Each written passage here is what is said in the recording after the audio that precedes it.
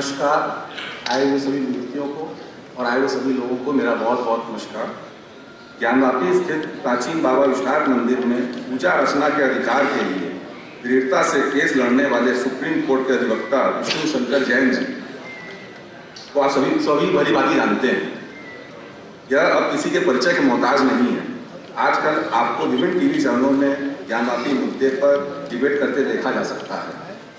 2015 में आगरा कोर्ट में अपने याचिका दायर की कि ताजमहल नहीं, यह तेजो महालय शिव मंदिर है, अतः वहां हिंदुओं को पूजा पाठ करने का अधिकार दिया जाए। इस मामले में लगातार आगरा जाकर आप पैरवी कर रहे हैं।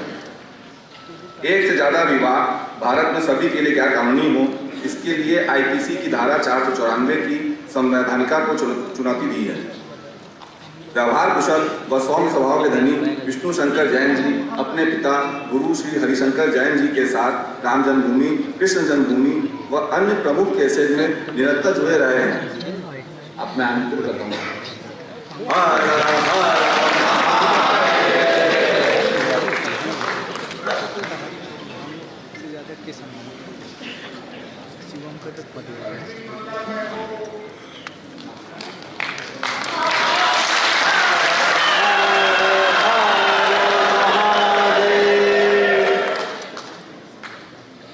धर्म संस्थापना के देवता भगवान श्री कृष्ण के चरणों में मेरा नमन।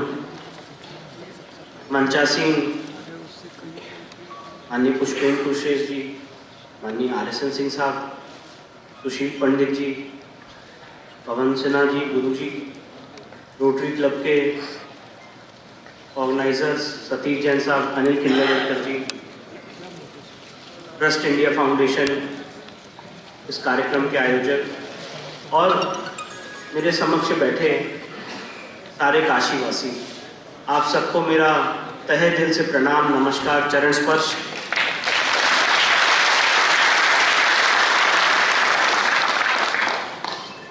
आज ये जो कार्यक्रम का आयोजन किया गया ये इसलिए किया गया है कि एक लड़ाई तो हम लोग न्यायालय में लड़ रहे हैं, अपने तर्कों के आधार पे, लीगल प्रोविजंस के आधार पे, सुप्रीम कोर्ट के जजमेंट्स के आधार पे। और आज एक लड़ाई आप लोगों को लड़नी, वो लड़ाई है। आज यहाँ पे सुशील पंडित जी बैठे हुए हैं। कल रात को हम लोगों ने उनका एक संक्षिप्त उनसे चर्चा हुई थी, और वो लड़ाई है कि क्या इस देश में कश्मीर में जो हुआ, क्या इस देश के अन्य भागों में हम उसको कश्मीर जैसी स्थिति लाने देंगे, या उसमें हमारी कोई भूमिका रहेगी। एक ये दूसरी लड़ाई पैरेलली साइड बाय साइड चल रही। और सवाल ये भी उठता है कि जब सन 712 में मोहम्मद बिन कासिम का इस देश में पहला आक्रमण हुआ था, तो उस आक्रमण के बाद जो बर्बरताएं हुई, दीवालों में चुना गया, आड़े से काटा गया, गरम तवे पे झोंका गया, हमारे मंदिर, हमारी संस्कृति, हमारी आस्था, हमारे बहन बेटियों की आबरू, इन सब को नष्ट किया गया। उस 1300-1400 साल की गुलामी के बाद आज अगर इस पूरी सिविलाइजेशन का नव निर्माण होना है, इस पूरी सिविलाइजेशन में चेतना भरनी है, तो वो चेतना का काम काशी से शुरू होना है। इसीलिए हम आपको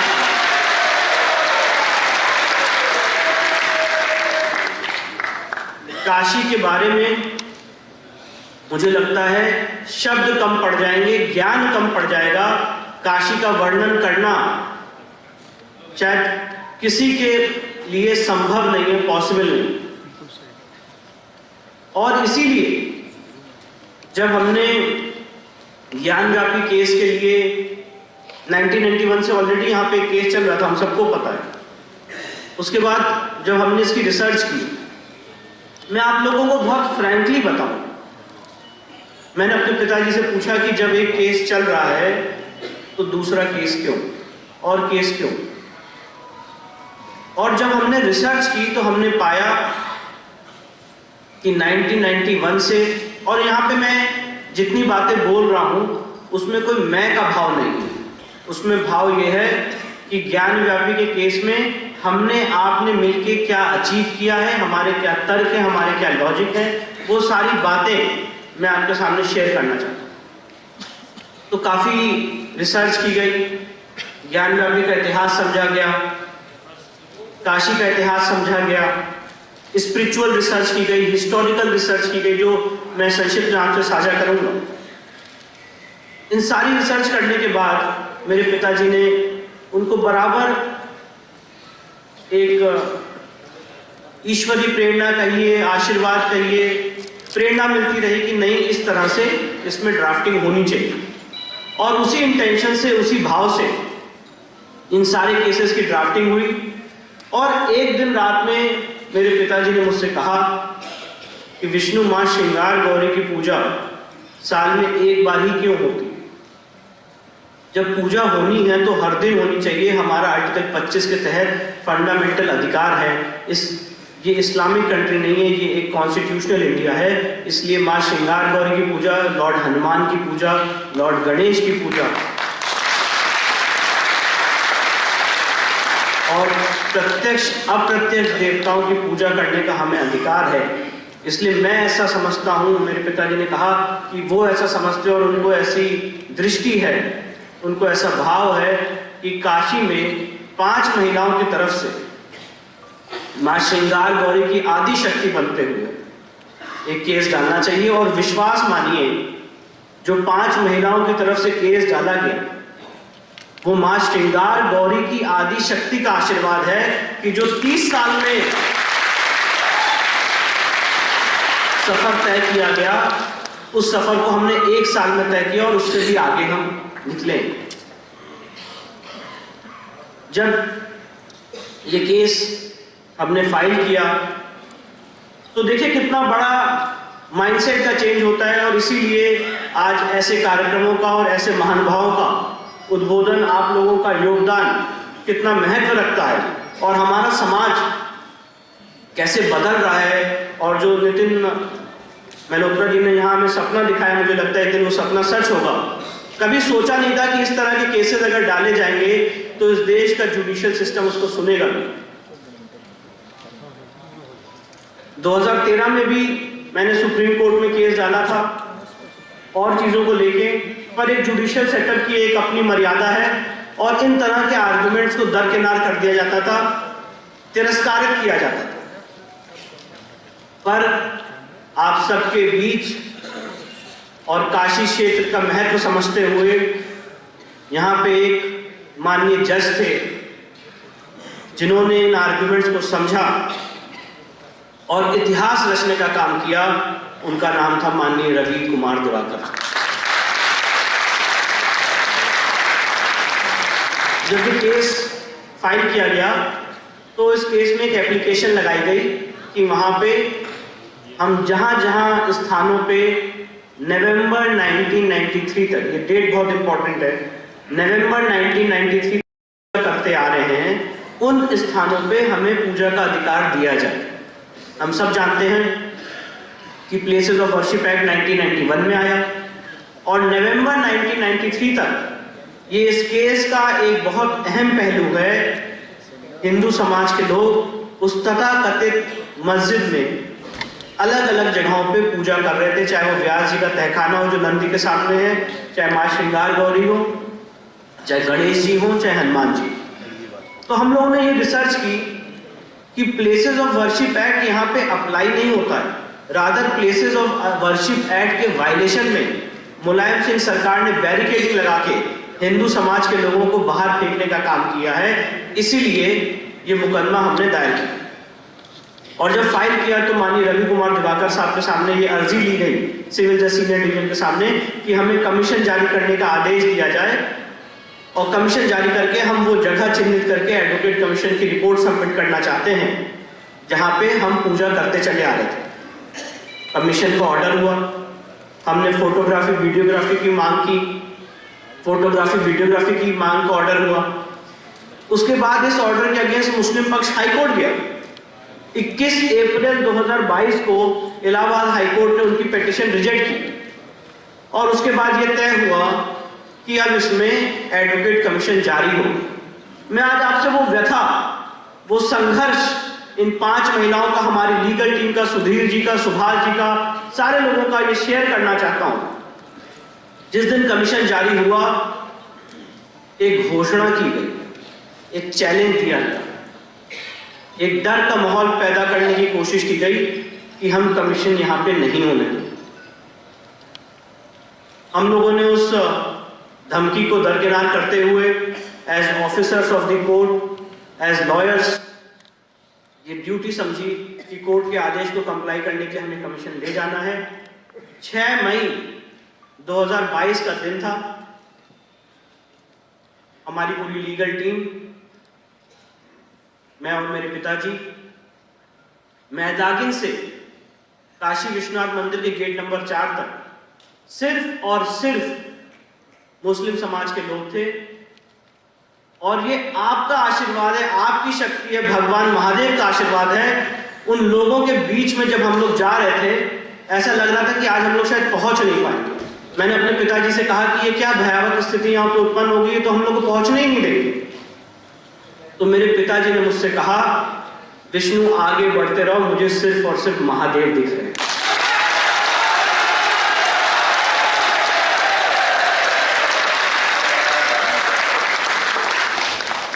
मैंने अपनी माताओं बहनों का, जो इस केस में 4 माताएं बहनें पिटिशनर हैं, उनका रौद्र रूप देखा।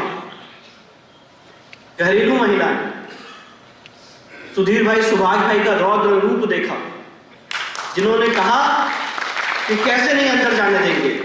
एक तरफ नारे तकबीर के नारे लगते रहे और दूसरी तरफ निहत्थे लोग अपनी आस्था को रीस्टैब्लिश करने के लिए, सिविलाइजेशन को उनका हक दिलाने के लिए, उनका न्याय दिलाने के लिए अंदर जाते रहे, सारे नारों के, सारे डर के, सारे भय के बीच, क्योंकि हमें विश्वास था कि जो हमारी मांग है उसमें सच्चाई है। और जब कमीशन की कार्रवाई 6 तारीख को शुरू हुई, तो हमने आउटर एरिया का कमीशन किया। 7 तारीख को भी हमने बाहरी एरिया का कमीशन किया। और तब 7 तारीख को मैं आपसे बात साझा करना चाहता हूं, मुस्लिम पक्ष ने ये आरोप लगाया कि जो एडवोकेट कमिश्नर महोदय हैं ये बायस्ड। हमारी पूरी लीगल टीम शॉक हो गई कि एडवोकेट कमिश्नर बायस्ड कैसे हो सकते। अभी तो कमीशन की कार्रवाई शुरू ही हुई है, अंदर भी नहीं गए हैं तथाकथित मस्जिद के, और उस ऑर्डर को मिस इंटरप्रेट किया जा रहा है।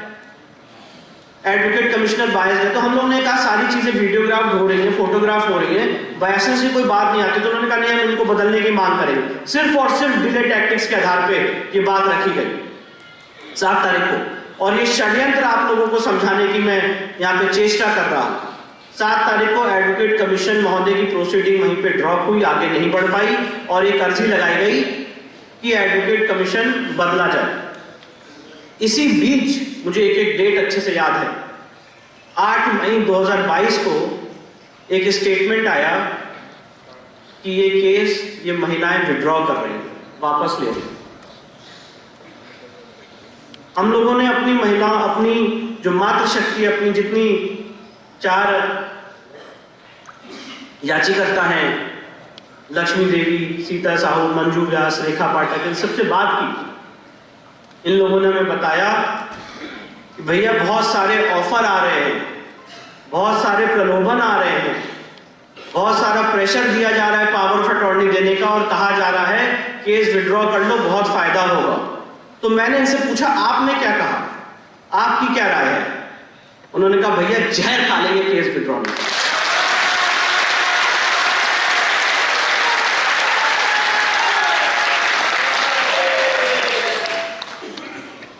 12 तारीख को माननीय न्यायालय ने, 12 मई 2022 को माननीय न्यायालय ने आदेश पारित किया कि ताला तोड़ के जैसे भी आप उस एरिया का कमीशन करें।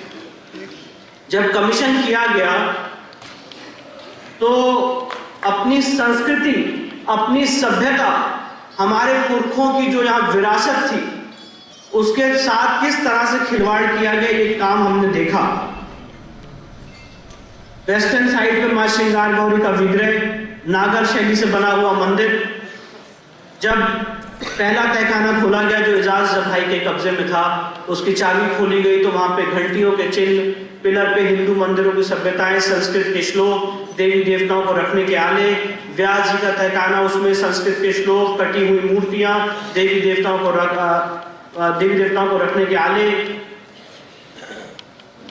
जो गुंबद है उसके नीचे हिंदू मंदिर का शिखर, जो 3 गुंबद आप लोग देखते हैं उसके नीचे कटा हुआ हिंदू मंदिर का शिखर।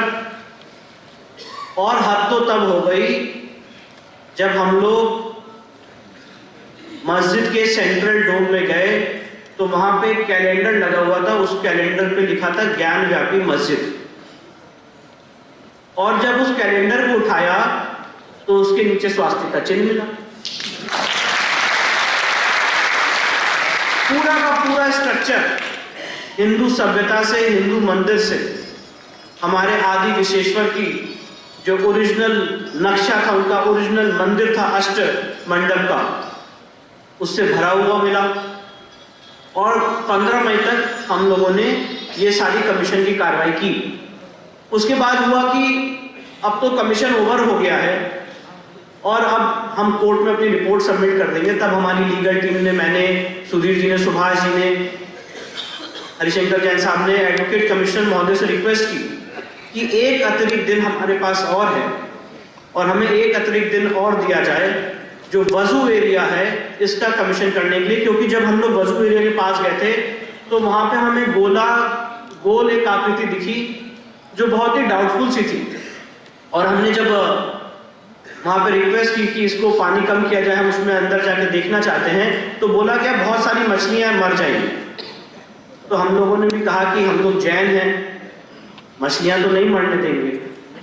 तो इसीलिए हमने प्रशासन से ये रिक्वेस्ट की कि वहां पे ऑक्सीजन की व्यवस्था की जाए। 16 तारीख को 2 घंटे के लिए कमीशन, 16 मई 2022 को 2 घंटे के लिए कमीशन होना था। उस वजू एरिया का पानी कम किया गया। हमारी लीगल टीम वहां पे अंदर पहुंची और मैं आप लोगों को वो नज़ारा आप लोगों के साथ शेयर करना चाहता हूं। जब 370 साल बाद, 400 साल बाद, मुझे नहीं पता नहीं कितने सालों के बाद हम लोगों ने अपने आराध्य देवता को देखा तो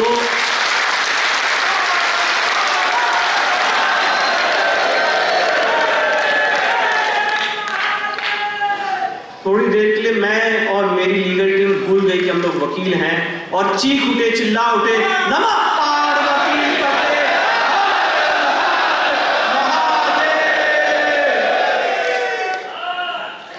और उसी क्षण निश्चय कर लिया कि ये आज आखिरी दिन है जब हमारे बाबा के ऊपर वजू हुआ है, उनकी बेअदबी हुई है। आज के बाद अपने बाबा की वजू और बेअदबी नहीं होगी।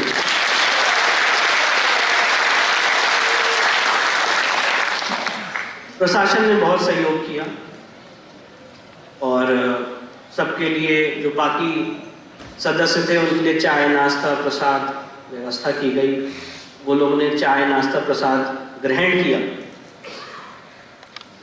और तब तक हम लोग कोर्ट पहुंचे। कोर्ट के सामने ये अर्जी थी कि वहाँ पे शिवलिंग बरामद हुआ है और 11:30 बजे नमाज पढ़ने आएंगे। और जिस तरह की धमकियाँ दी गई और जिस तरह का कंडक्ट है पास में, ये बहुत पॉसिबल है कि ये शिवलिंग और जो केस प्रॉपर्टी का पार्ट है इसको डिमोलिश और डिस्ट्रॉय किया जा सकता है, इसलिए आप इसको इमीडिएटली प्रोटेक्ट करें। माननीय न्यायालय ने हमारी रिक्वेस्ट को सुनते हुए ऑर्डर 39 रूल 1, 2 और 3 के तहत केस प्रॉपर्टी को प्रिजर्व करने के लिए x party interim order pass करने के उनका अधिकार था। उन्होंने तुरंत आदेश पास किया कि शिवलिंग का एरिया तत्काल प्रभाव से सील किया जाता है।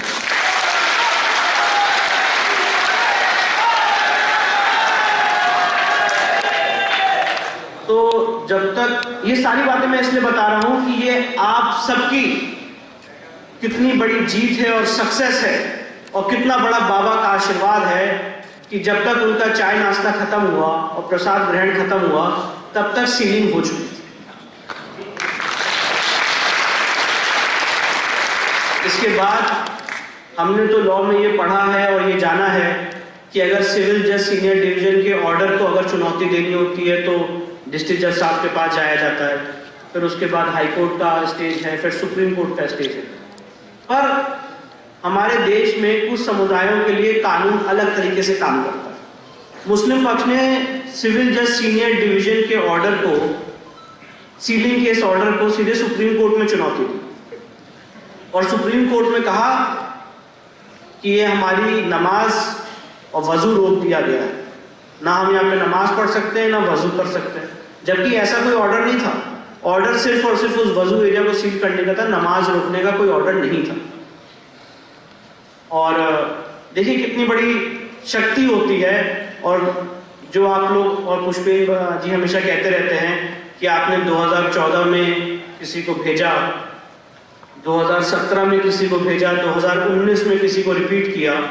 ये शक्तियां, जब समाज जागृत होता है तो ये शक्तियां किस तरह से जागृत होती हैं। सुप्रीम कोर्ट के पटल पे कहा गया कि ये जो सीलिंग का ऑर्डर है, इसको तुरंत इस सीलिंग के ऑर्डर को वेकेट किया जाए, और जिद यही थी कि हम यहीं पे वजू करेंगे। तो सुप्रीम कोर्ट में यूपी सरकार की तरफ से, और मैं चाहूंगा इस बात को थोड़ा गौर दें, सुप्रीम कोर्ट में यूपी सरकार की तरफ से केंद्र सरकार के एक बहुत ही सीनियर लॉ ऑफिसर अपीयर हुए और उन्होंने सुप्रीम कोर्ट को स्टेटमेंट दिया कि अगर उस शिवलिंग को टच भी कर लिया तो लॉ एंड ऑर्डर प्रॉब्लम हो जाएगी।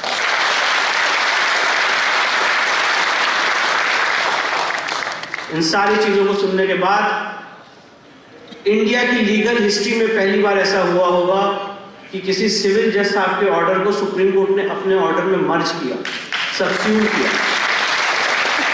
और सुप्रीम कोर्ट ने कहा कि अच्छा, अगर आपको ऐसा लगता है तो नमाज पढ़ने, अगर आपकी नमाज पढ़ना रोका गया है तो हम उसको क्लैरिफाई कर देते हैं, आप अपनी नमाज पढ़ते रहिए, पर जो सीलिंग है वो इंटैक्ट रहेगी और उस एरिया पे वजू नहीं होगा, वहां पे कोई भी तरह की एक्टिविटी नहीं होगी और वो एरिया वैसे का वैसा ही सील्ड रहेगा। इसके बाद सारे केसेस डिस्ट्रिक्ट जज साहब के सामने ट्रांसफर किए गए। माननीय डिस्ट्रिक्ट जज साहब के सामने बहुत ही इलैबोरेट बहस हुई, प्लेसेस ऑफ वर्शिप एक्ट क्यों नहीं अप्लाई करता है, कैसे हमारा वहां पूजा का अधिकार है। और जब महादेव किसी के सर पे विराजमान हो जाते हैं तो लोग महादेव के खिलाफ भी काम नहीं कर पाते, ये भी हमने होते हुए देखा।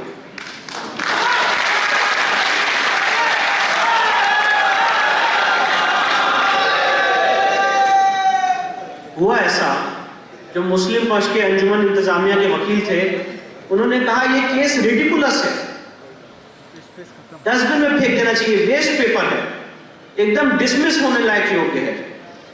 और उनका तर्क ये था कि दीन मोहम्मद में इस केस को ऑलरेडी वक्फ प्रॉपर्टी घोषित किया जा चुका है, और मैं वक्फ, उन्होंने कहा कि मैं वक्फ प्रॉपर्टी और दीन मोहम्मद की वो पैरा पढ़ के सुनाना चाहता हूं आपको, जिसमें ये केस ऑलरेडी, आप उस पैरा को पढ़ लेंगे तो आप उस पैरा को पढ़ के इस केस को डिसमिस कर देंगे। बहुत चिल्ला के जोरों से कोर्ट में बोला कि दीन मोहम्मद का केस मेरे पे अप्लाई करता है, दीन मोहम्मद का केस मेरे पे अप्लाई करता है, और दीन मोहम्मद का वो पैरा 40 पढ़िए, पैरा 38 पढ़िए, और आप उसको पढ़ेंगे तो ये केस अभी डिसमिस हो जाएगा। तो जज साहब ने भी कहा कि पढ़िए। अब जब दीन मोहम्मद के केस का पैरा 40 पढ़ा गया तो उसमें लिखा हुआ है कि यहाँ पे मंदिर तोड़ के मस्जिद बनाएंगे, ये जगह वक्फ नहीं है, ये जगह वक्फ नहीं है, मंदिर तोड़ के मस्जिद नहीं बनाई जा सकती।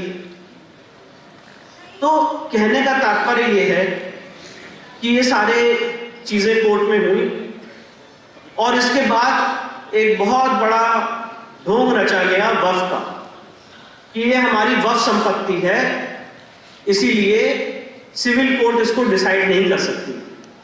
और वक्फ संपत्ति को प्रूव करने के लिए कुछ डॉक्यूमेंट्स दिए गए। जब उन डॉक्यूमेंट्स का हमने अध्ययन किया और मिनिस्ट्री ऑफ माइनॉरिटी अफेयर्स की वेबसाइट को देखा तो पता चला कि ऐसी कोई प्रॉपर्टी दर्ज ही नहीं है मस्जिद के रूप में। और जो इन्होंने केस में दस्तावेज दाखिल किए हैं, जिसको वक्फ नंबर 100 कहते हैं, उसके आगे लिखा है आलमगीर मस्जिद, और खसरा नंबर योग्य है। यहाँ पे प्लेसेस ऑफ वर्शिप एक्ट नहीं होता है, यहाँ पे वक्फ एक्ट 1995 अप्लाई नहीं होता है, और इस केस में आगे एविडेंस लीड की जाएगी और ये केस आगे बढ़ेगा।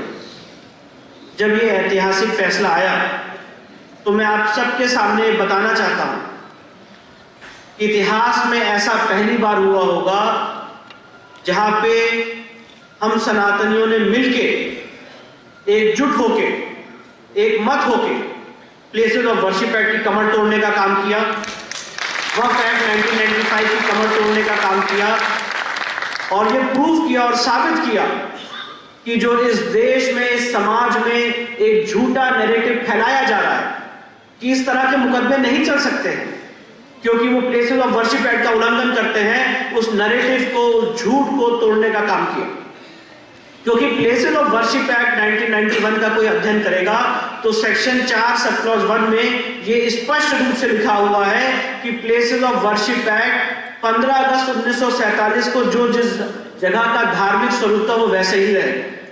तो सवाल ये उठता है और हमारा आर्गुमेंट और हमारी रिसर्च ये है कि अगर कोई जगह इतिहास में मंदिर की थी, हमारे देवता की थी और उसमें आप जबरन घुस जाते हैं तो मंदिर का कैरेक्टर कभी खत्म नहीं होता है। सुप्रीम कोर्ट ने राम मंदिर के केस में कहा है पैरा 116 117 में कि हो सकता है कि मंदिर छीन-बीन हो जाए,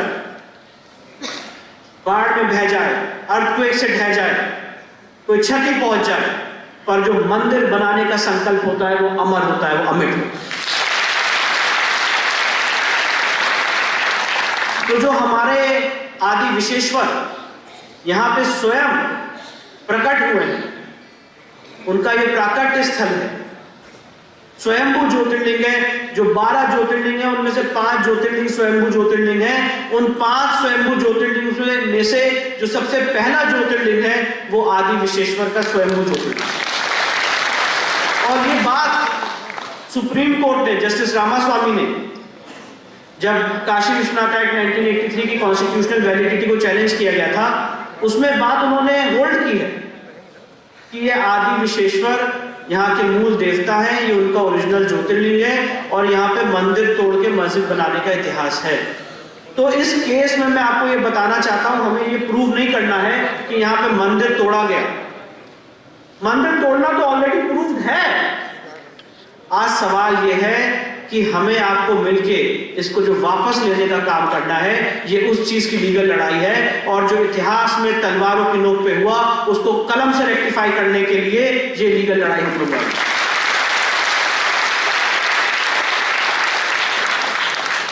अब हमने इसमें आर्कियोलॉजिकल सर्वे ऑफ इंडिया द्वारा वैज्ञानिक जांच की मांग की है।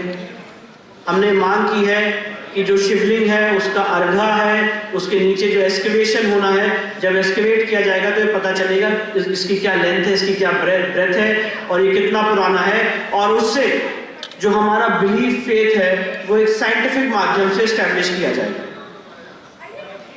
इसके बाद ये एप्लीकेशन जब हमने डाली तो उसमें भी बहुत लेवल के भ्रम फैलाए गए कि हम शिवलिंग को खंडित करने की बात कर रहे हैं, हम शिवलिंग को छेड़छाड़ करने की बात कर रहे हैं, जबकि हमने बात कही थी कि शिवलिंग की साइंटिफिक जांच की जाए बिना शिवलिंग को छेड़छाड़ किए। और director of archaeological survey of India का स्टेटमेंट भी आया है कि बिना शिवलिंग को खंडित किए हुए उसकी साइंटिफिक जांच पॉसिबल है, बिना शिवलिंग के साथ छेड़छाड़ किए हुए उसकी साइंटिफिक जांच पॉसिबल है। और यही बात हम मांग रहे हैं, पर एक भ्रम फैलाने का काम किया गया कि कार्बन डेटिंग करेंगे तो शिवलिंग को क्षति पहुंच जाएगी, जबकि कार्बन डेटिंग शिवलिंग की नहीं मांगी गई थी। ये जो एक्सकेवेशन होगा, ये जो साइंटिफिक रिसर्च होगी इस वजू एरिया में, इसके बहुत सारे लेवल्स होंगे जहाँ पे आर्कियोलॉजिकल सर्वे ऑफ इंडिया के एक्सपर्ट्स आएंगे, जब इसकी खुदाई करेंगे, जहाँ पे कार्बन कंटेंट्स पाए जाएंगे उसकी कार्बन डेटिंग होगी, जहाँ पे रिलेटिव कार्बन डेटिंग होनी है वहाँ पे रिलेटिव कार्बन डेटिंग होगी, जहाँ पे आर्गन डेटिंग होनी है वहाँ पे आर्गन डेटिंग होगी।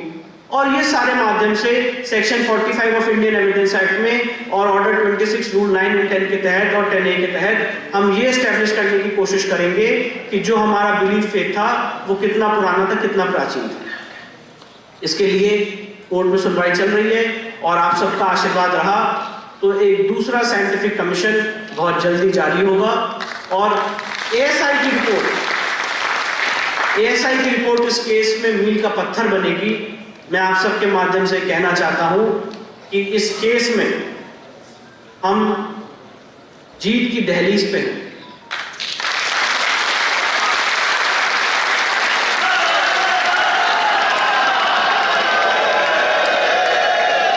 हम जीत की दहलीज पे। जब आर्कियोलॉजिकल सर्वे ऑफ इंडिया की रिपोर्ट हमारी बात अगर माननीय न्यायालय मानता है और उसमें आ जाती है, तो जो लोग हमारे आराध्य को फाउंटेन कह रहे थे, वो पता चलेगा कि वो फाउंटेन कैसे आ रहा था, वो पानी की वहां पे क्या व्यवस्था थी, फाउंटेन था कि नहीं था। और अगर आप इतना कह रहे हैं और एक पक्ष ये मानता है कि ये फाउंटेन और दूसरा पक्ष ये मानता है कि ये शिवलिंग है, तो उसकी साइंटिफिक जांच का विरोध क्यों? और इसीलिए ये सारी लड़ाई, ये सारी चीजें रखी जा रही हैं, क्योंकि जो काशी का इतिहास है, काशी का महत्व है, मैं आप सबके सामने बात बहुत दृढ़ता से कहना चाहता हूं, बहुत सीरियसली बात कहना चाहता हूं कि काशी हमारे लिए कितनी प्राचीन है ये हमें भी नहीं पता है। जब इस सृष्टि की उत्पत्ति नहीं हुई तब से काशी है।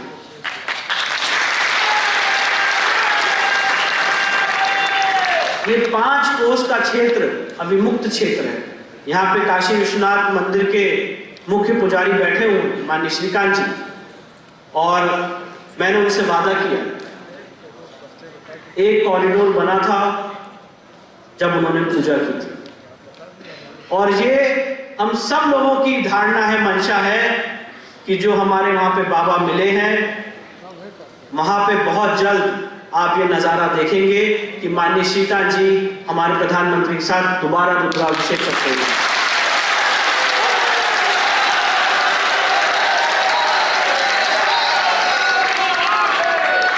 वो दिन बहुत जल्दी आएगा। उसके लिए मैं, ये पूरी लीगल टीम, ये सम्मानीय मंच, हम लोग प्रयासरत हैं। और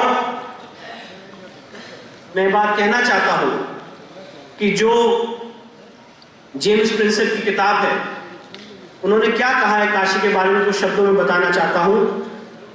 हम लोग एक्चुअली लीगल सर्कल्स में एक कल्चर डेवलप हो गया है कि अपने शास्त्रों को कोट करने के बजाय जो फॉरेन राइटर्स हैं, जब उनको कोट करते तो लगता है कि बड़ी नॉलेजेबल बात करें। तो हमने दोनों तरह की रिसर्च की, जो फॉरेन राइटर्स ने लिखा है और जो हमारे शास्त्रों ने कहा।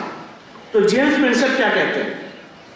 Vedas and Shastras all testify that Visheshwas is the first of the Devas, Kashi the first of the cities, Ganga the first of the river, and the charity first of the virtues. Vedas और शास्त्र ये सब testify करते हैं कि विश्वेश्वर इस सृष्टि के सबसे प्रथम देव हैं, काशी सबसे पहली नगरी है, गंगा सबसे पहली नदी है, और चैरिटी सबसे पहली वर्च्यू है। इसके बाद जो सबसे महत्वपूर्ण है, स्कंद पुराण का चैप्टर नंबर 6 वर्ष नंबर 71 पेज नंबर 58, और ये मांग हमारी इस 5 कोस के अविमुक्त क्षेत्र की है। ये क्या कहता है? All other forsaken Avimukta places are procured through Kashi. Nirvana to get rid from the cycle of death and rebirth is achieved only after getting Kashi. मुक्ति सिर्फ और सिर्फ काशी से मिलती है। The benefit of nirvana is not achieved by any other means, even by residing in any other religious place. तो काशी इस 5 कोस के अविमुक्त क्षेत्र में मुक्ति का मार्ग, ज्ञान का मार्ग, ये स्कंद पुराण में लिखा हुआ है। इसके बाद फर्दर स्कंद पुराण का चैप्टर नंबर 7 पेज नंबर 250 वर्ष नंबर 131 ये कहता है, Avimukta area is in the circle of 5 कोस।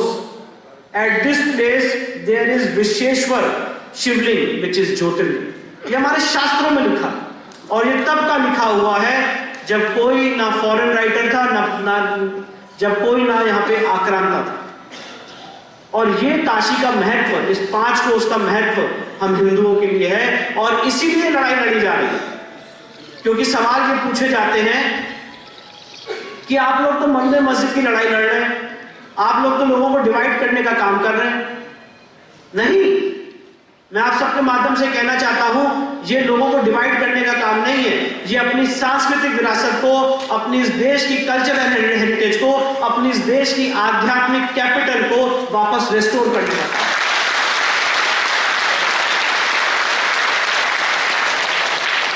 और ये बहुत सारे शास्त्रीय प्रोविजन है, मैं आपके सामने उसको पढ़ के टाइम नहीं जाया करूंगा, क्योंकि आपकी तरह मैं भी आज इस गणमान्य मंच को सुनने के लिए उत्सुक हूं। पर मैं बात कहना चाहता हूं आप सबके सामने।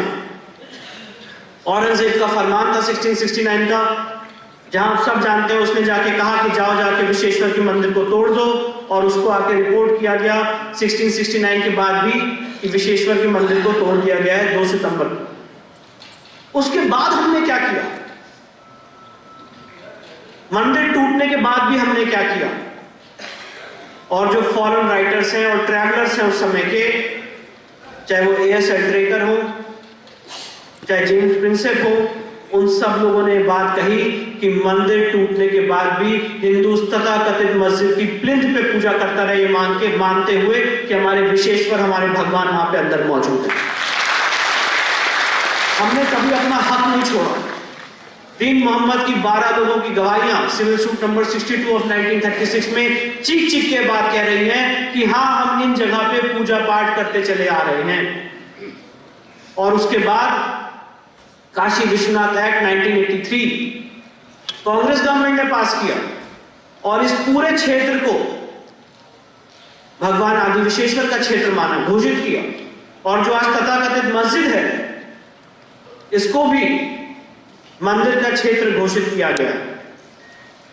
आज इन सारे लीगल आर्गुमेंट्स के साथ हम कोर्ट के सामने हैं, और कोर्ट से गुहार लगा रहे हैं कि इस केस में, और मैं आप सबके सामने बात रखना चाहता हूं कि मैं, मेरी पूरी legal team, trust India foundation, जितने गणमान्य सदस्य हैं, हम इस केस में एविडेंस देने की स्थिति में हैं।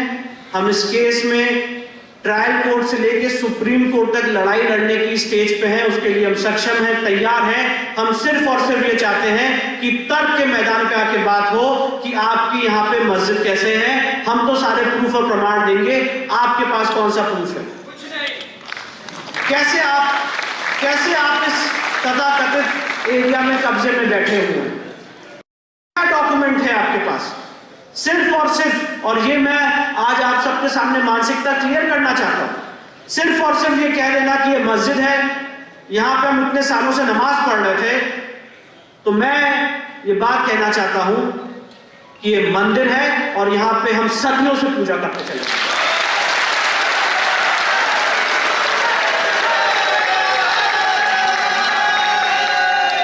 ये हमारी आस्था का केंद्र है, हमारी आस्था का केंद्र बिंदु है, और इसीलिए इसको रेस्टोर होना चाहिए। इसी कड़ी में ये सारे लीगल आर्गुमेंट्स रखे हैं। इसके साथ ही साथ ट्रस्ट इंडिया फाउंडेशन ने, पुष्पेन जी ने वक्फ एक्ट 1995 को खत्म करने के लिए एक मुहिम छेड़ी है। वो अपने भाषण में आप लोग को एक्सटेंसिवली बताएंगे कि वक्फ एक्ट 1995 कैसे अनकॉन्स्टिट्यूशनल है। पर मैं किस तरह से इस देश में तुष्टीकरण की राजनीति चली, उसका 2 उदाहरण देना चाहता हूं। और जब हम और आप अपने राइट्स के लिए अवेयर नहीं होते हैं तो हमको कैसे कुचला जाता है, उसका एग्जाम्पल देना चाहता हूं। पहला एग्जाम्पल है आप सबके सामने जीता जागता काशी का ये आदि विश्वेश्वर का केस।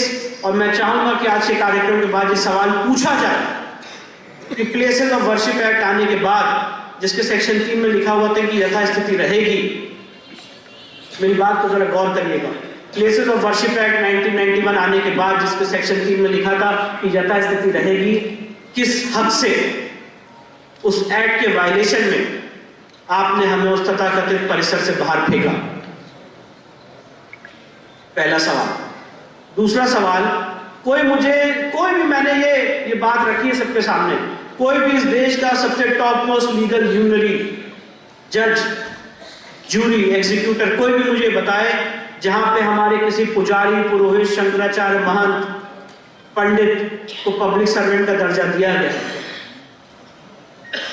वक्फ एक्ट 1995 के सेक्शन 101 में पब्लिक सर्वेंट का दर्जा दिया गया वक्फ के जितने मुतवल्ली उनके बोर्ड के मेंबर्स हैं। और सेक्शन 40(3) में उनको पावर दी गई है कि वो किसी भी जगह को वक्फ संपत्ति घोषित कर सकते हैं। तो ये सारे ड्रैकोनियन प्रोविजंस हैं जिसको अनकॉन्स्टिट्यूशनल करने के लिए लीगल लड़ाई हम लोग लड़ रहे हैं। मैं आप सबके माध्यम से, आप सब ने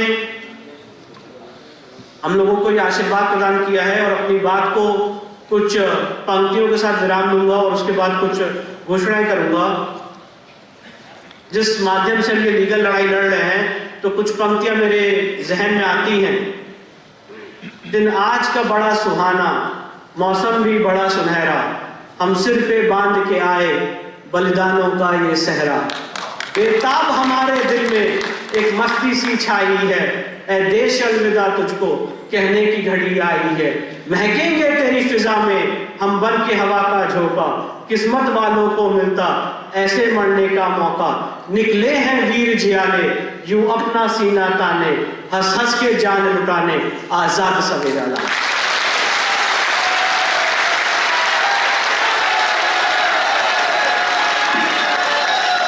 अब मैं मंच की इजाजत देते हुए जो हमारे इस केस की मात्र शक्ति है, जिनकी वजह से आज ये केस खड़ा हुआ है, माननीय सीता साहू जी, लक्ष्मी देवी जी, रेखा पाठक जी, मंजू व्यास जी, आप लोगों से निवेदन करूंगा कि आप लोग कृपया मंच पे आए। ये सारा मंच आपका सम्मान करें।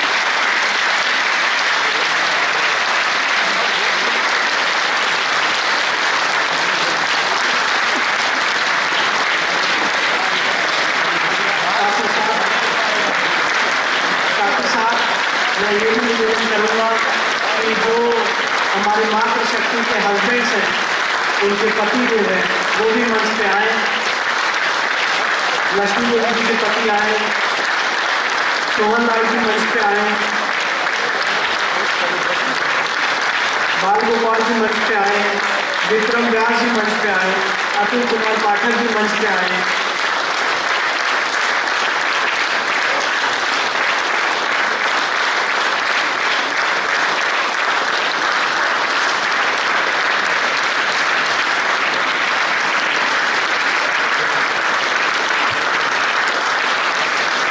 लक्ष्मी देवी जी, सोहनलाल आर्य जी, सोहनलाल आर्य जी को हम लोग जानते हैं, जिन्होंने सबसे पहले कहा था बाबा मिल गए।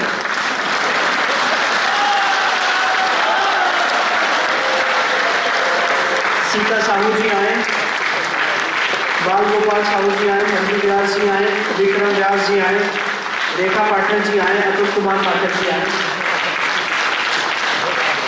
सब लोग वो लोग हैं जिन्होंने आज हिंदू समाज को गौरवान्वित करने का, शक्ति देने का काम किया है और ये साबित किया है कि अगर नारी शक्ति किसी चीज में लग जाए तो उस केस में कभी भी हार नहीं हो सकती, जीत ही जीत मिलेगी।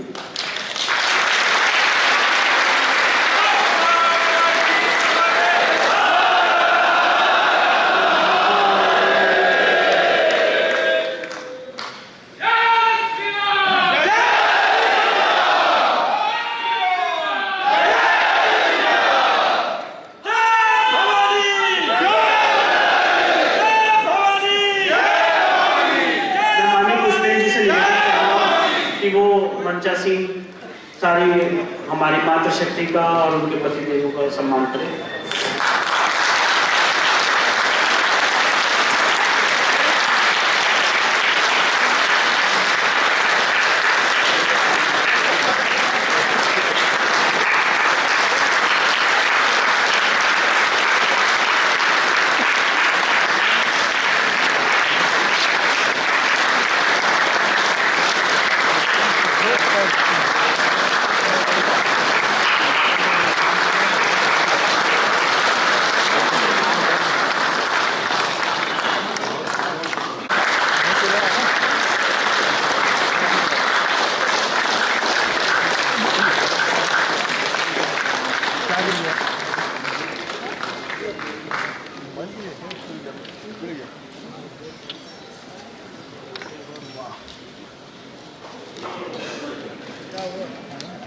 हमारी मातृशक्ति ने इस केस में बहुत अहम भूमिका निभाई है और अपना रौद्र रूप दिखा के इस केस को इस स्थिति में लाने का काम किया।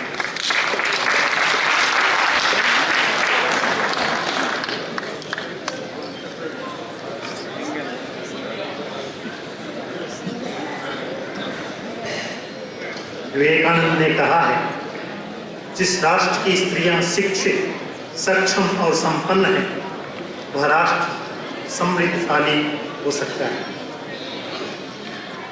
मातृशक्ति के बारे में मैं एक पंक्तियां आपको कहना चाहता हूँ। तन और मन की कोमलता को कमजोरी कोई समझे नहीं की। तन और मन की कोमलता को कमजोरी कोई समझे नहीं की। ठान लेती जो प्रण मन में तो झुक जाती ब्रह्मांड की शक्ति।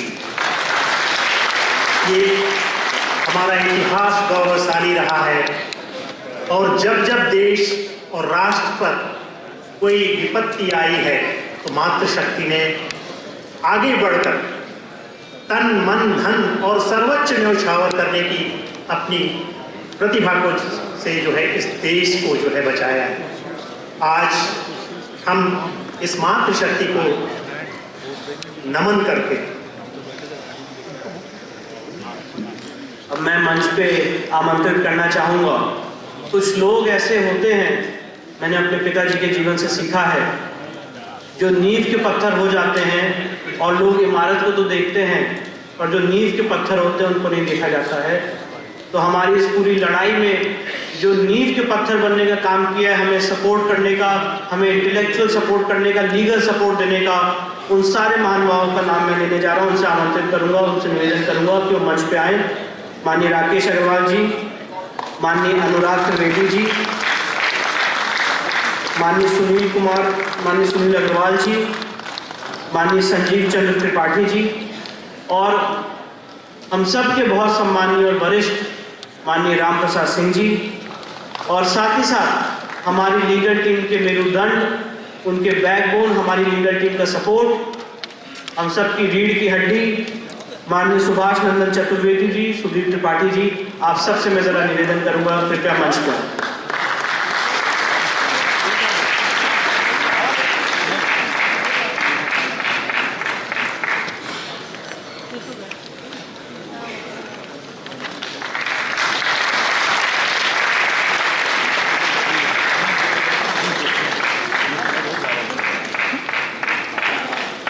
ये लोग वो साधारण व्यक्तित्व हैं जिन्होंने इस पूरी मुहिम को समझा, अपना योगदान दिया, तन मन से, धन से, हर चीज में अपना इंटेलेक्चुअल सपोर्ट दिया और आदि विशेषकर की इस लड़ाई को यहाँ तक लाने के काम में बहुत बहुत मदद की। आज ये सम्मानीय मंच उनका सम्मान करेगा।